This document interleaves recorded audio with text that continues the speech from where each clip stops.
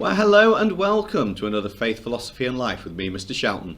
It's great to see you, and I do hope that you're doing well and things are going fine for you. We're on our second lesson of the death penalty or capital punishment.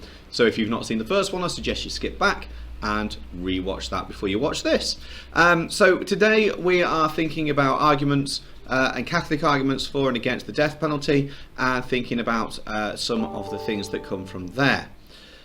To start off with them, behind me is some quotes which we looked at last time. We put them into a for and against table. I'd like you to have a look at those and just to see if you can remind yourself any of those that you don't get, any of those that you do get.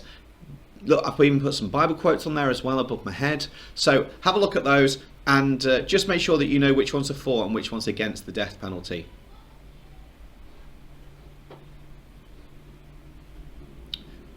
Now's the time to go and grab your pen and paper, because here's our classic cheesy intro sequence.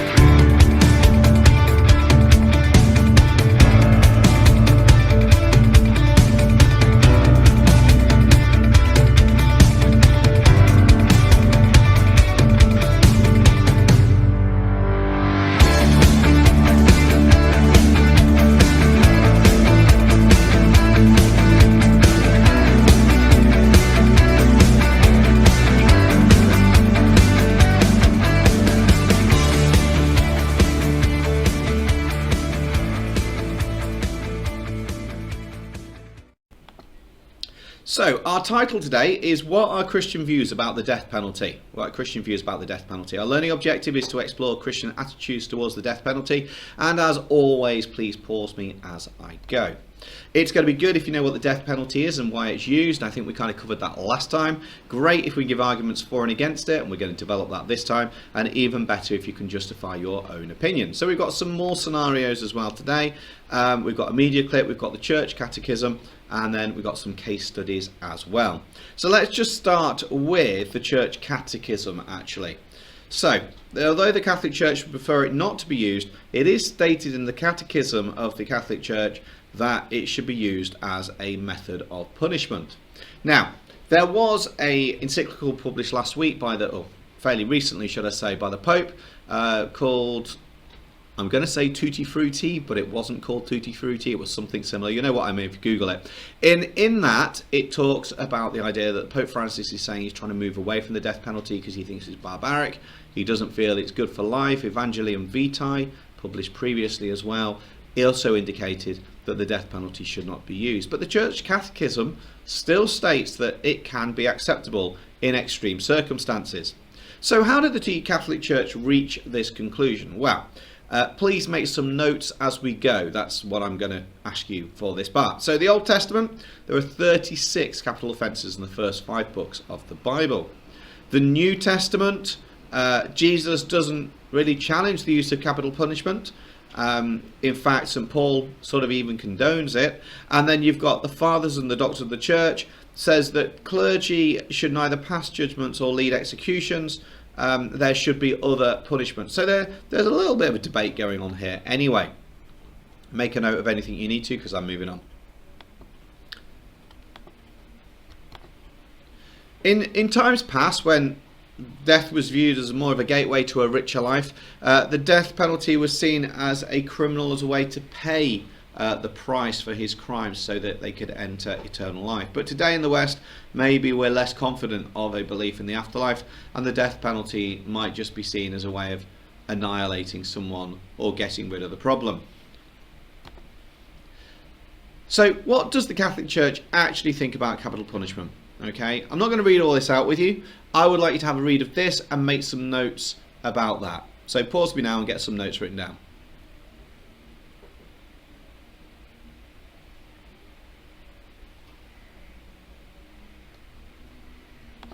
So what we're now going to do is we're going to look at some classic case studies. I'm going to go through those fairly quick, but what I'd like you to do for each of them is to explain at the end of them how your thinking has changed. Do you think this case deserved the death penalty or not, and why? So the first one there. This person was convicted of murdering a 2-year-old in Ohio. The conviction was AD 18 at the time of the crime. Do you think they deserve to die? Yes or no? Okay, here's a bit more information. 10 years ago, he came within 1 hour of his execution. His head was shaved in preparation for the electric chair. He said his final farewell to his mother, and there was a last-minute reprieve. He's still alive.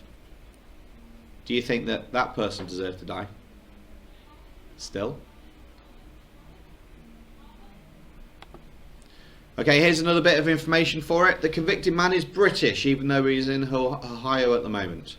Does it make a difference? Because in Britain we don't have the death penalty, so should he be entitled to have the death penalty in another country?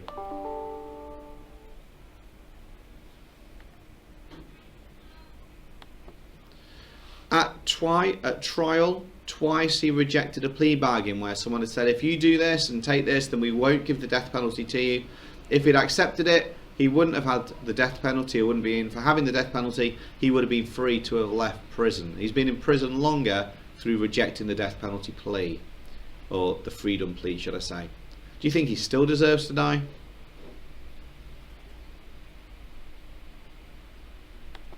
And finally then, in 2005, Kenneth Ritchie had his sentence overturned. Original witness statements used to retract him, to convict him, had been retracted. And it's fairly clear to say that he didn't deserve to die because he hadn't committed the crime. But I'd like you in your book to say, has your opinion changed and why? We're going to move on to case 2 in a moment.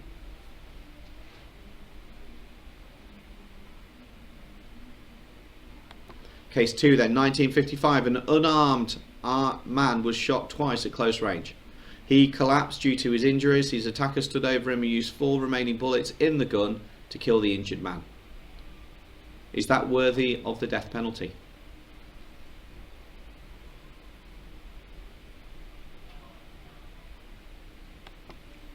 Next bit of information. There were witnesses of the crime. The killer was immediately arrested at the scene and he still held the smoking gun. It was dead obvious he was the person who did it.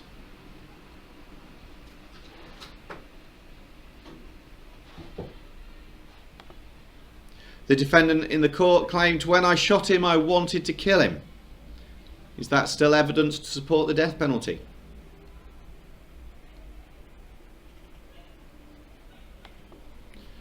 The murderer in this case was female. Does it make a difference that it was a female who was the killer?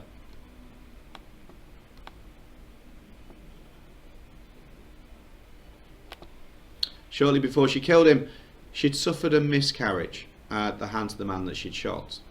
He'd badly assaulted her, punched her hard in the stomach, and caused the loss of a baby. Do you think she still deserves the death penalty?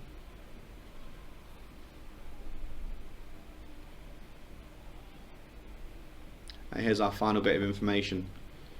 In 1955, just 3 weeks and 2 days after being convicted of murder, Ruth Ellis became the last woman to be judicially hung in the UK. So she was killed, and it was in the UK. Had it been 3 weeks and 3 days later, she would not have been killed, because the death penalty would have been abolished. Does she still deserve to die?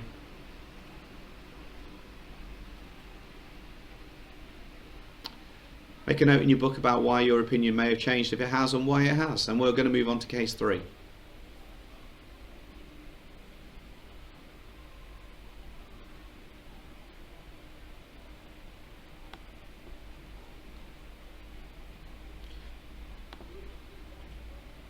Case 3 then. In 1953, 2 people took part in an armed robbery. 1 police officer was murdered. The law at the time said that as both men were taking part in the robbery, they were both guilty of murder. Okay, so 1 was convicted at the age of 16 and 1 was convicted at age 19. Which of these do you think, for killing a member of the police force, deserve to die? Maybe both of them, maybe just one of them. And why are you making that decision?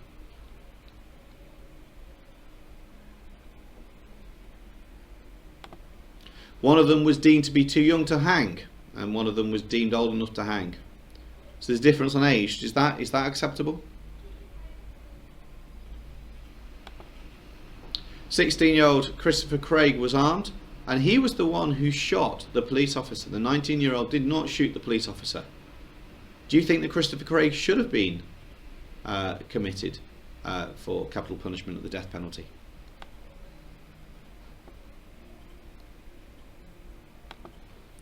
"19-year-old Derek Bentley was armed with a knife that he did not use. Bentley had already been detained by the police before Chris Craig shot the PC, the police constable.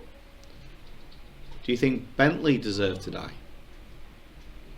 He wasn't involved at the time. Bentley, however, did shout a phrase. 'Let him have it, Chris.' Let him have it, Chris. I wonder what you think that instruction meant. Let him have it, Chris.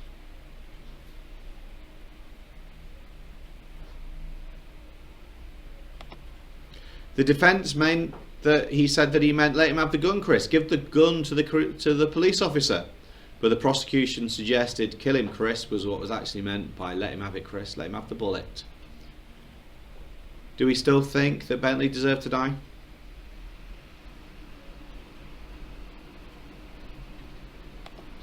Both Bentley and Craig were found guilty. Craig, who shot and killed a police officer during the armed robbery, served 10 years in prison. I believe he's still alive. Whereas Bentley was deemed to have acted with common purpose alongside Craig, who was old enough to hang, and he was in fact killed by a hangman, Albert Peripoint. Did Bentley deserve to die? But here's the twist in the tale. Derek Bentley had a mental age of 11. Did he deserve to die?